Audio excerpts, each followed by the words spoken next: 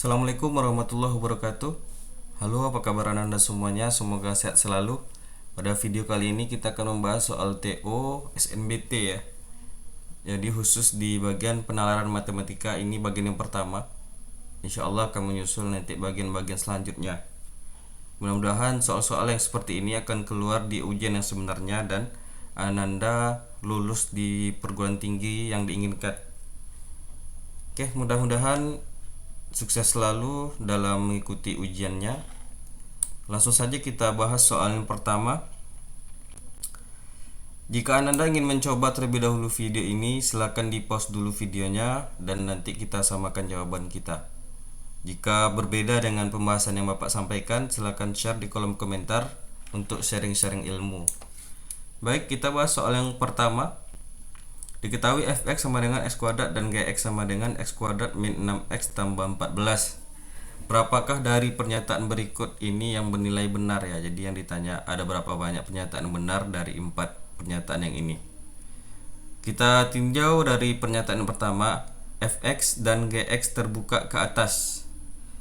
Jadi syarat untuk terbuka ke atas itu kalau pada fungsi parabola atau fungsi kuadrat itu syarat terbuka ke atas itu ketika koefisien dari x kuadratnya atau a-nya itu bernilai positif atau besar dari 0. Jadi cukup kita lihat x kuadrat koefisiennya saja. Fx sama dengan x kuadrat. Ini koefisiennya 1. 1 itu positif atau besar dari 0.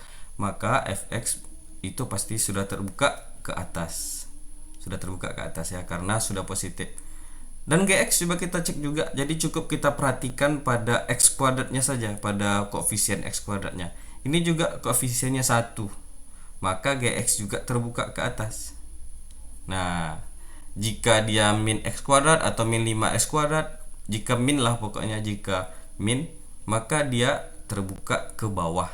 Tetapi di sini di soalnya adalah x kuadrat. 1x kuadrat, 1 itu positif atau besar dari 0. Maka gx ini sudah pasti juga terbuka ke atas. Jadi pernyataan pertama, kedua pernyataannya benar. Fx dan gx terbuka ke atas. Cukup lihat koefisiennya saja. Untuk pernyataan yang kedua, fx dan gx memotong sumbu x. Nah, jadi syarat memotong sumbu x itu adalah ketika nilai fungsinya bernilai 0 atau nilai y-nya sama dengan 0 ya. Coba kita cek satu persatu dari fx dan gx ini. Nah, ketika kita buat nilainya sama dengan 0, berarti kan pernyataan yang fx-nya x kuadrat itu sama dengan 0. Ini bisa tidak difaktorkan x kuadrat sama dengan 0? Ya bisa, yaitu x sama dengan 0 itu sendiri. Nah, jadi dia memotong sumbu x di satu titik. Maka jikalau kita gambarkan fungsi x kuadrat itu lebih kurang seperti ini ya. Nah, tepat berpotongan di satu titik, di titik x sama dengan 0. Jadi tepat di satu titik. Maka pernyataan yang fx ini dia memotong sumbu x. Coba kita cek lagi pada gx, apakah gx ini memotong sumbu x? Ya kita coba. Berarti harus kita nolkan fungsinya atau gx-nya itu harus bernilai 0. Jadi x kuadrat dikurang 6x ditambah 14 itu sama dengan 0 ya. Nah, apakah ini bisa difaktorkan? Jika kita coba seperti cara biasa, jika dijumlah hasilnya min 6, jika dikali hasilnya 14. Jadi itu kan tidak bisa kita cari nilai pasti angkanya ya. Maka kita coba dengan rumus ABC. Rumus ABC masih ingat? Ya, benar. Adalah x 1,2 min b plus minus akar b kuadrat kurang 4ac per 2a. Jadi karena di situ ada b kuadrat kurang 4ac per 2a, itu kan nilai diskriminan. Nah, jadi untuk melihat dia berpotongan atau tidaknya, kita lihat saja apakah nilai diskriminan itu ada atau akar d-nya itu positif atau tidak. Nah, jikalau nilai d-nya itu dia negatif, maka kan tidak ada perpotongan terhadap sumbu x. Kenapa? Misalnya kita peroleh nanti misalnya d-nya min 5 gitu. Akar min 5 kan tidak ada. Maka cukup kita tinjau saja dari nilai d-nya saja. Karena ketika untuk mencari titik potong sumbu x itu selain difaktorkan harus pakai rumus ABC. Dan rumus ABC itu sendiri mengandung nilai diskriminan.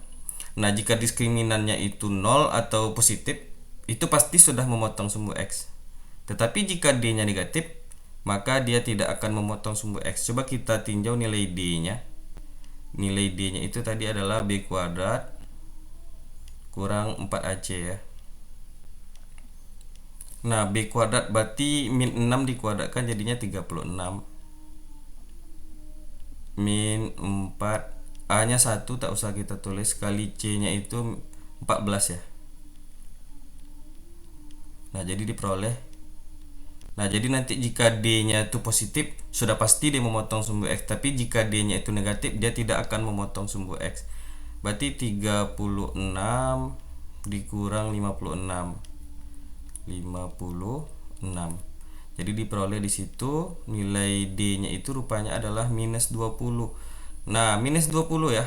Jadi ketika kita masukkan nilai minus 20 di rumus ABC kan jadinya min 6 atau 6 plus minus akar min 20. Nah, akar min 20 itu tidak ada ya.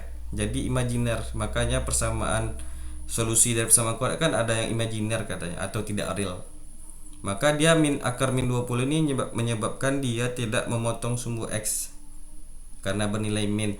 Tetapi jika dia andaikan nilai D-nya itu positif, maka sudah pasti dia memotong sumbu X. Jadi untuk Fx dan Gx memotong sumbu X, pada Gx-nya dia tidak memotong sumbu X. Kenapa? Karena nilai D-nya tadi sudah kita temukan bahwa nilai D-nya itu min 20. Maka pernyataan kedua ini cuma setengah yang benar ya, hanya Fx saja yang memotong sumbu X. Itu pun di satu titik. Maka pernyataan kedua kita buat salah. Pernyataan ketiga, Fx dan Gx berpotongan di satu titik. Nah, untuk mencari perpotongan grafik fungsi itu tinggal kita samakan saja Fx sama dengan Gx ya. Fx itu sama dengan Gx. Sama dengan Gx. Nah, jadi kita buat saja berarti X kuadrat itu sama dengan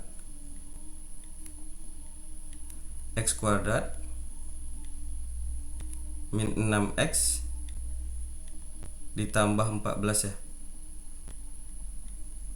Nah, jadi kalau kita proses nanti, kalau sudah kita proses menghasilkan persamaan garis atau yang X berpangkat 1, maka cuma satu titik. Tapi kalau menghasilkan juga persamaan kuadrat juga sama-sama X kuadrat, maka dia akan menjadi 2 titik. Nah, di sini kita lihat X sama X nya habis ya. Diperolehlah min 6X tambah 14. Jadi kalau kita tulis berarti 6X itu sama dengan 14 ya. 14. Nah, jadi diperoleh bahwa nilai titik potong terhadap sumbu X nya itu cuma 1 ya. Jadi berpotongan di titik X nya itu sama dengan 14/16. 14/16 cuma satu titik ya. Jadi nanti kira-kira gambarnya kalau kita gambarkan nanti cuma kayak gini aja ya, dia berpotongannya cuma satu titik. Jadi untuk pernyataan Fx dan Gx itu berpotongan di satu titik itu bernilai benar. Karena nanti kalau kita sudah buat misalnya yang satu lagi 2x kuadrat, jadi kan x kuadratnya tidak habis. Tetapi kini sama-sama x kuadrat sudah pasti habis x kuadratnya. Nanti menghasilkan X berpangkat 1, maka dia sudah pasti berpotongan di satu titik. Oke, pernyataan ketiga benar. Kita coba cek pernyataan keempat. Titik puncak Fx di sebelah kanan titik puncak Gx. Oke, coba kita lihat. Jadi kalau berhubungan dengan titik puncak itu berhubungan dengan simetri ya. Simetri. Oke, simetri. Masih ingat rumus simetri? Iya, benar sekali, min B/2A ya. Nah, jadi kalau untuk Fx ini simetrinya, atau simetri itu artinya membagi parabola sama besar ya.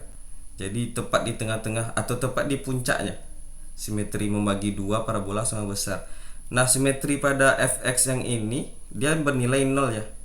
Karena kan ini A-nya 0, A-nya 1, B-nya 0 dan C-nya 0. Kalau yang ini A-nya 1, B-nya min 6 dan C-nya 14.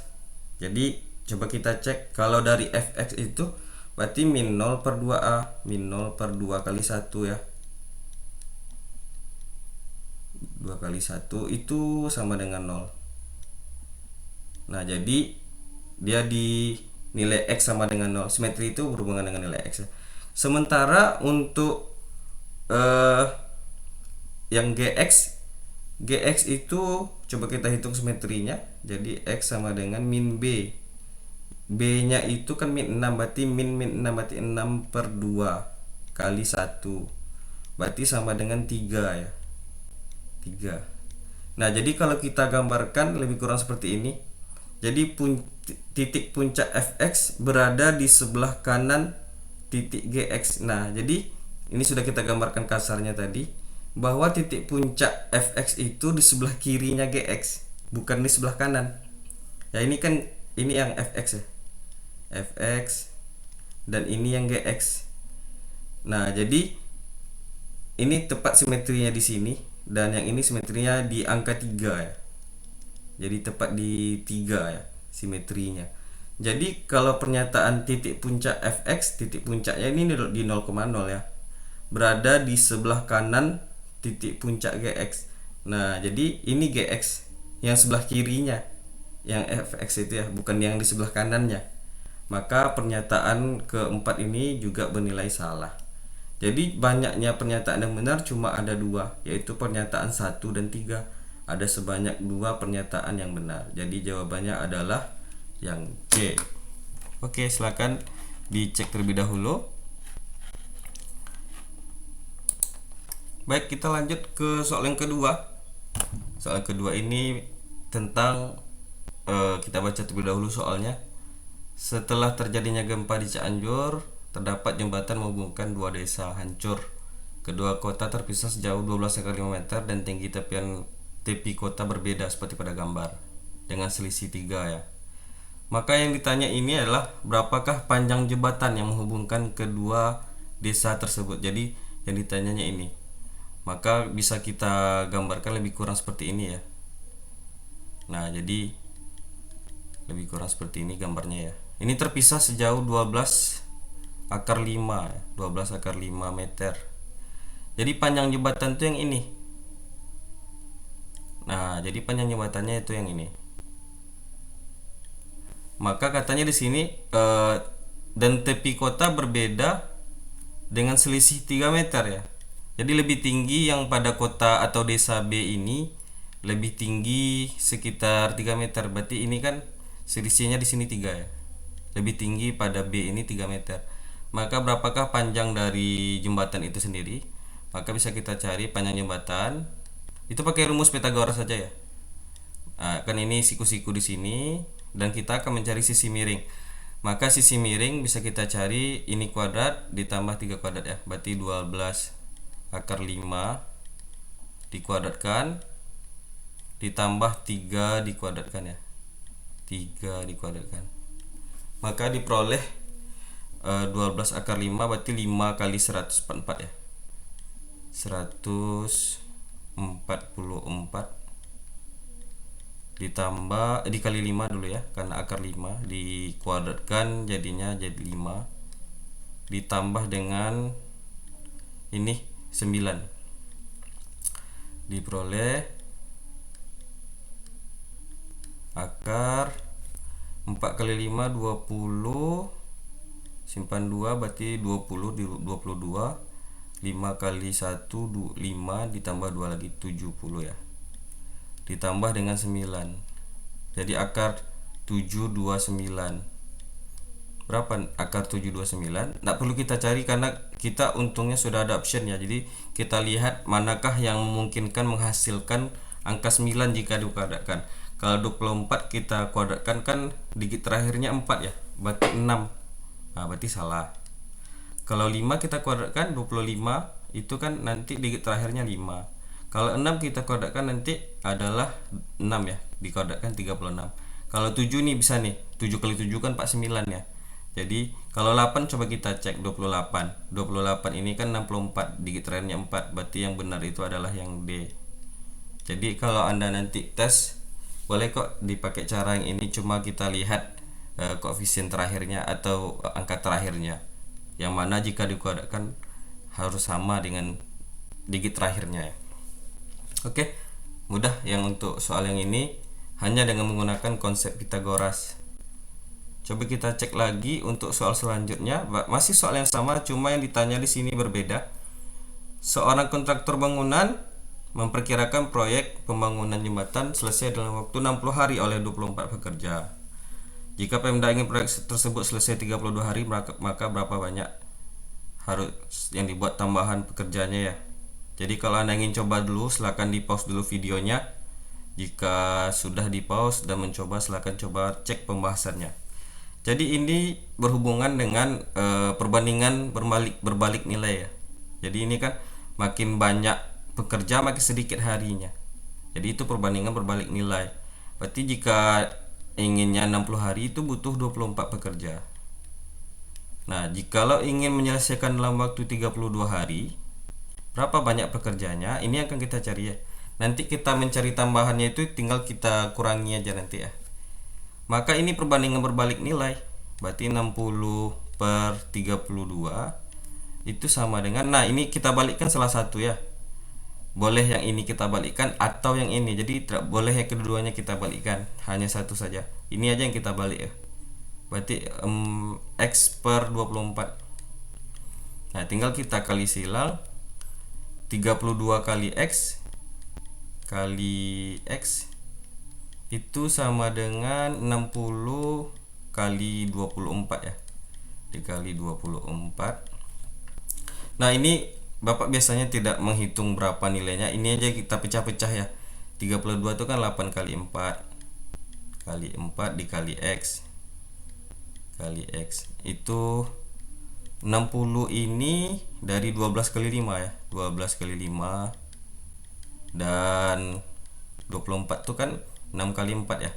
Nanti tinggal kita coret-coret aja jika ruas kiri kanannya sama. 4 sama 4 habis.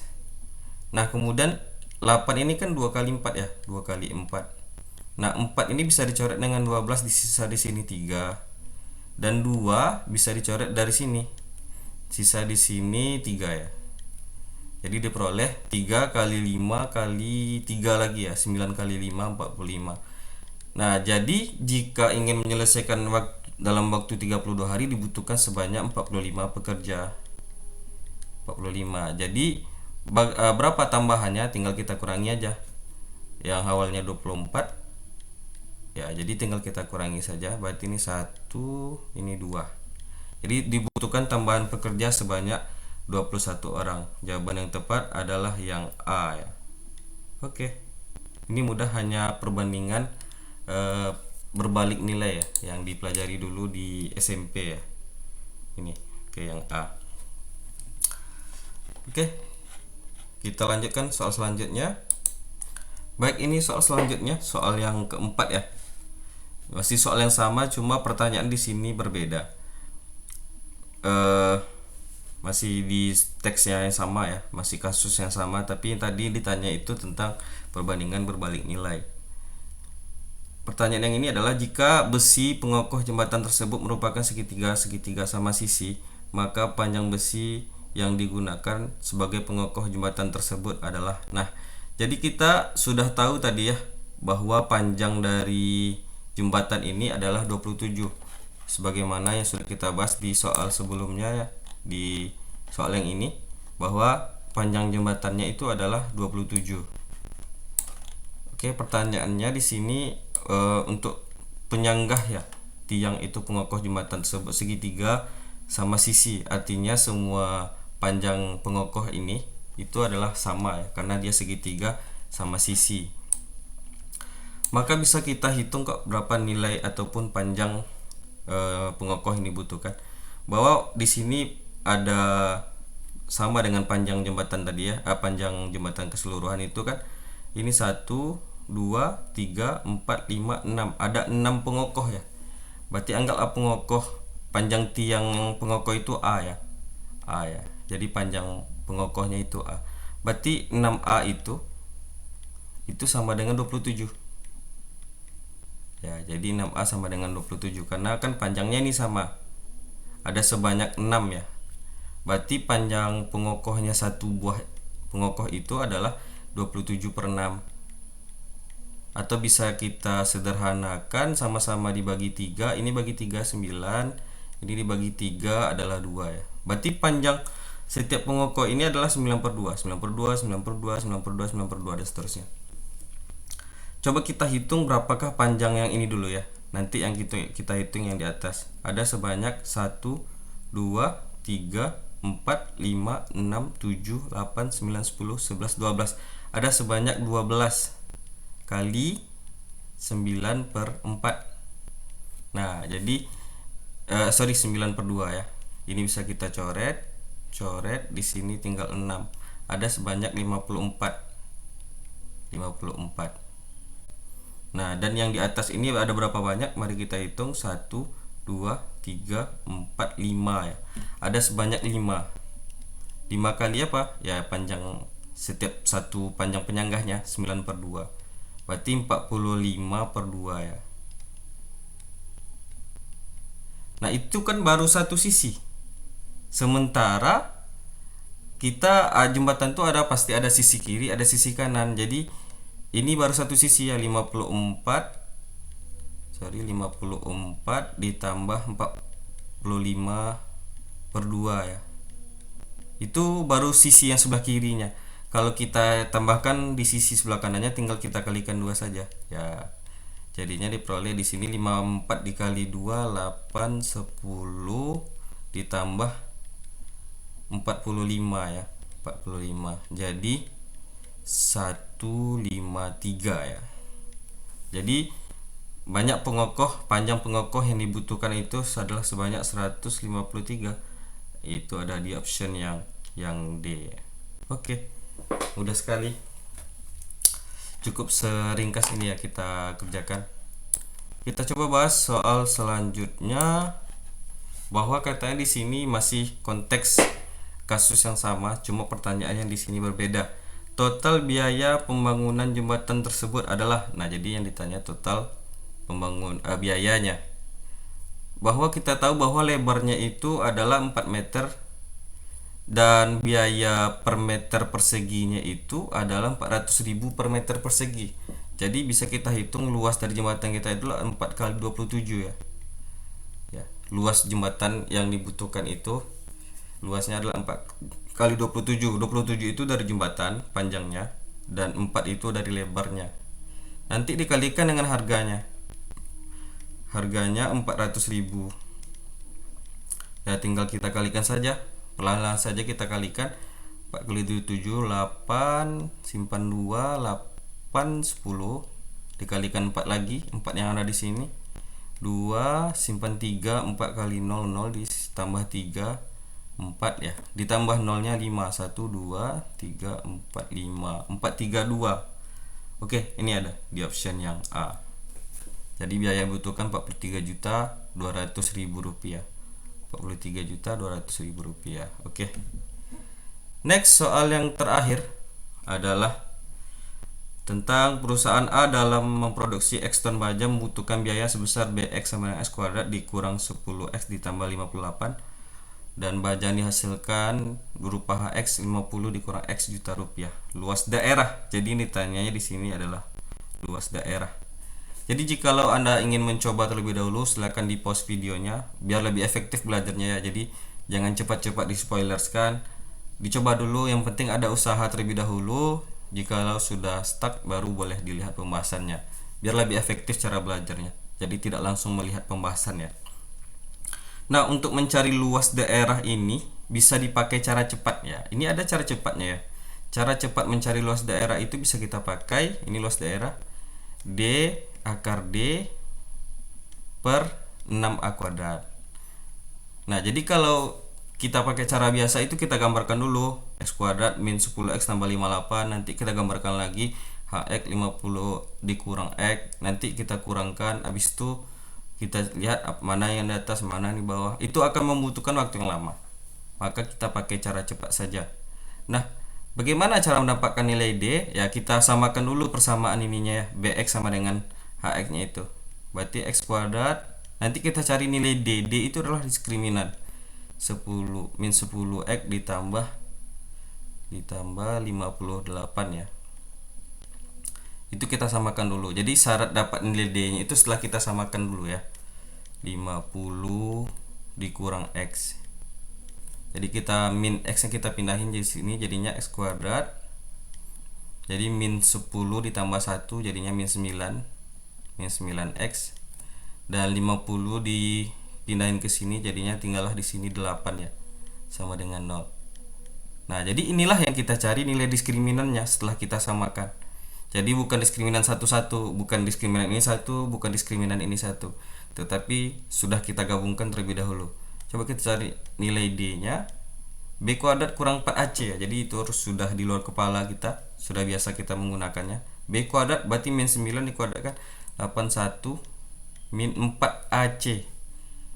4 kali 1 kali 8 ya. 4 kali 1 kali 8 itu 32.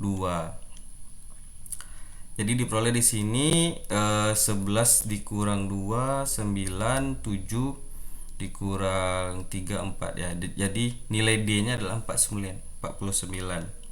Jadi bisa kita cari langsung luas daerahnya, berarti 49 dikali akar D. Jadi akar 49 adalah 7 per 6A kuadrat. 6 kali 1 dikuadratkan. 1 dikuadratkan. Nah, jadi diperoleh langsung 49 kali 7 berarti di sini 3 6 28 34 ya. Per 6 kali 1 kuadrat berarti 6. Berarti 343 per 6. Ini ada di option yang D. Kebetulan kurang jelas. Nanti boleh Bapak share aja soalnya langsung di video ini biar lebih jelas soalnya ya. Oke, sudah tuntas soal yang kita bahas pada video kali ini. Akan diterbitkan video-video selanjutnya. Semoga pembahasan ini bermanfaat dan bisa membuat Anda lebih paham menyelesaikan soal SNBT. Termasuk yang ini jika Anda jumpa dengan luas daerah lagi, daripada Anda menggambarkan grafik, kemudian dicari titik potongnya, habis itu diintegralkan lagi. Ini kan pakai integral ya, nanti mengerjakannya akan lama. Maka kita pakai aja cara cepat yang ini. Dan cara cepat ini selalu akurat jawabannya dan menghemat waktu kita dalam menyelesaikan soal. Baik, sedemikian soal yang ini yang kita bisa bahas bersama-sama. Terima kasih atas segala perhatian. Mohon maaf atas segala kekurangan. Assalamualaikum warahmatullahi wabarakatuh.